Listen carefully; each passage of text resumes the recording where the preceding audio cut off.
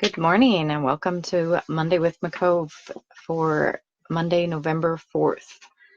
Um, so I called today Books, Packing, and Rest. So Mess to Majesty in paperback. The first ones are on their way and should be at my house today. So that's quite exciting that I'll have some books to open and hopefully show you guys and to send out signed. I can post a link here. I think I got it all set right. So you can order signed copies from my website if you would prefer that over Amazon. Or if you're local, I will be doing the Colony High Christmas Craft Fair the Saturday after Thanksgiving. At this point, that's my only local event, but if you want signed copies, I will have copies there if you're local. And it's been fun with the book.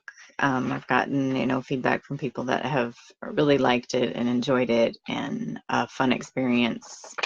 Yesterday, I guess, a reader sent me a message with a link to a blog post that she had written, and said that, this was her progress so far. And it was just really cool that, like, the blog post didn't mention the book, it didn't mention anything about that, but she just shared how she was, looking at vulnerability and being probably not more honest with herself, but more honest with others about why she is where she is, and just realizing that it did have a big impact on her, and it makes sense that she's where she's at. And I was just super honored to hear, like, hey, here's my progress. Like, I feel like, and she didn't even specify, like, what it was about the book or whatever that helped her. But obviously she was saying that it did, because she sent it to me and was letting me know her progress. And we texted back and forth a little bit, and, saying, if you would like another book, you'll have to go get one. You know where they are. So exciting, and I'm excited to have it out in paperback, because if you're like me, being able to highlight and make comments and all of that just is important to me when I'm reading a book that I really want to process and not just read. Packing. I am leaving for Florida tomorrow. It's kind of crazy to me. I was telling my husband, I'm like, I don't think I have flown anywhere alone. I realized I did fly. I flew up to see him at work on the North Slope when I was pregnant with my youngest. So 3 years ago now, I flew by myself alone. Other than that, I'm like, pre-marriage, which we've been married for 25 years. So I'm like, this is a little bit crazy. I'm going all by myself.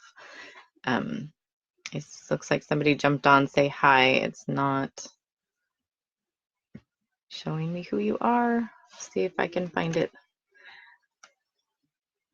But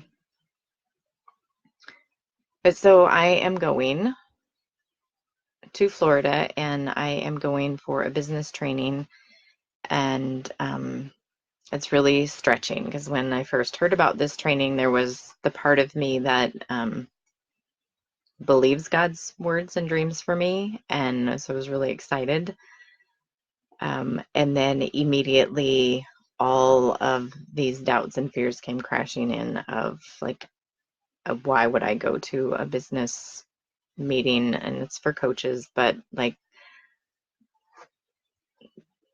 just like, I'm not like them. I'm not loud and boisterous, or I'm not entertaining. I'm not, the life of the party.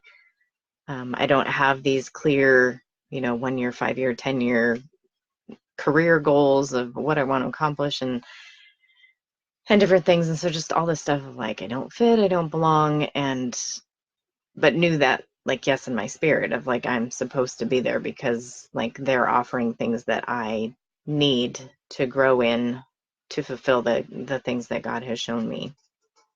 And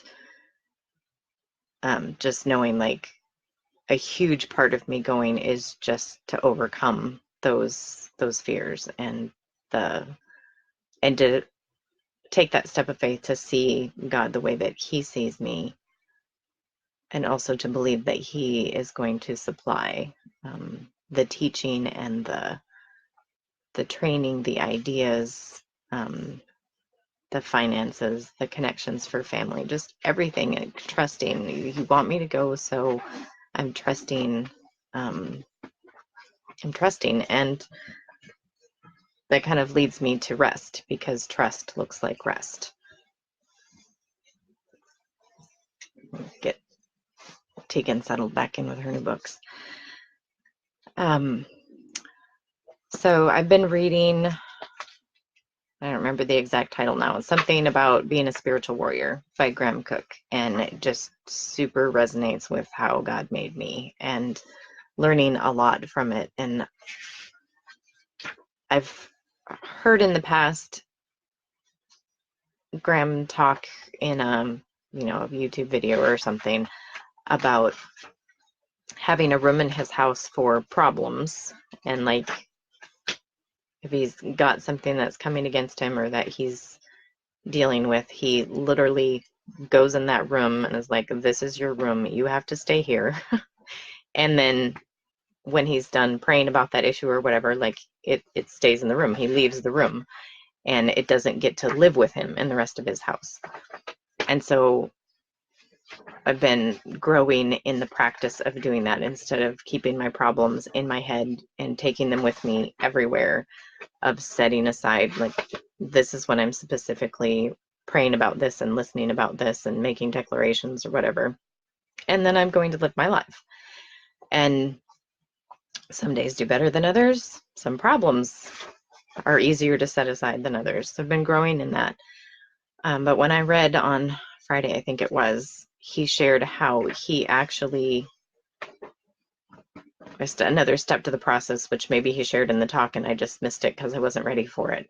But that he will take that problem and put it in the room in his house that he has for his problems, leave it there, go to a separate space he has in his house that is specifically for where he hangs out with God and prayer and worship and fellowship. Like, he's not in there petitioning, he's not in there crying about struggles. He is just, like, it is his space for just hanging out with God, hearing what God wants to say, and magnifying the Lord. Like, I see how big you are, I see how great you are, and I praise you for that. And so he goes to that room of praise and adoration and majesty until the Lord says that it's time to go back to the other room, and he goes back with clear direction of how to pray or what to declare or whatever to do with this problem that he left in the other room.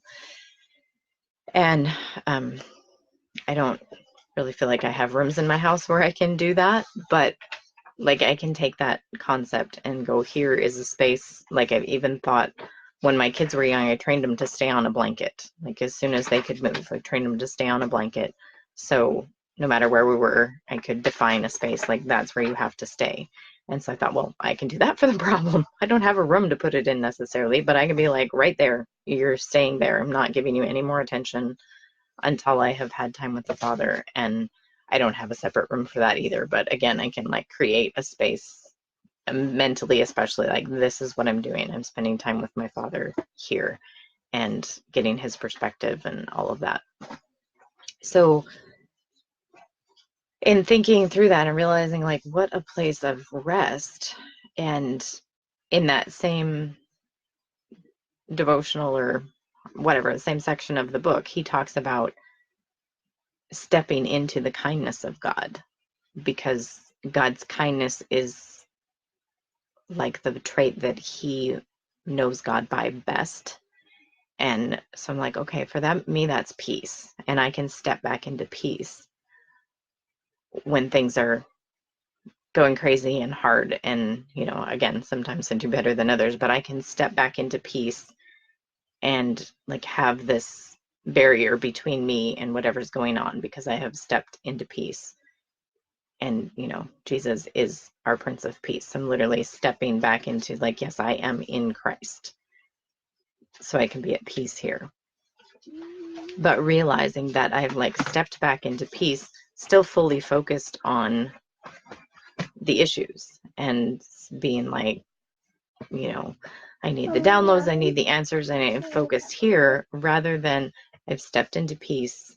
Now I can actually turn and focus on peace. I can look in Jesus' eyes and see his peace, see who he is, what he wants to do for me, who he wants to be for me, all of those things that just are like, oh, that's the rest. Not that I'm in this safe place and I can keep working and striving. No, I'm in this safe place. Just a second. I'm in this safe place where I can rest because he fights for me. He is working things out. And this, yeah, practicing that in, needing to have hard conversations with people at home, stepping out into, like, I would be, if I think of a getaway, like total solitude, like me and God and my journal, my Bible,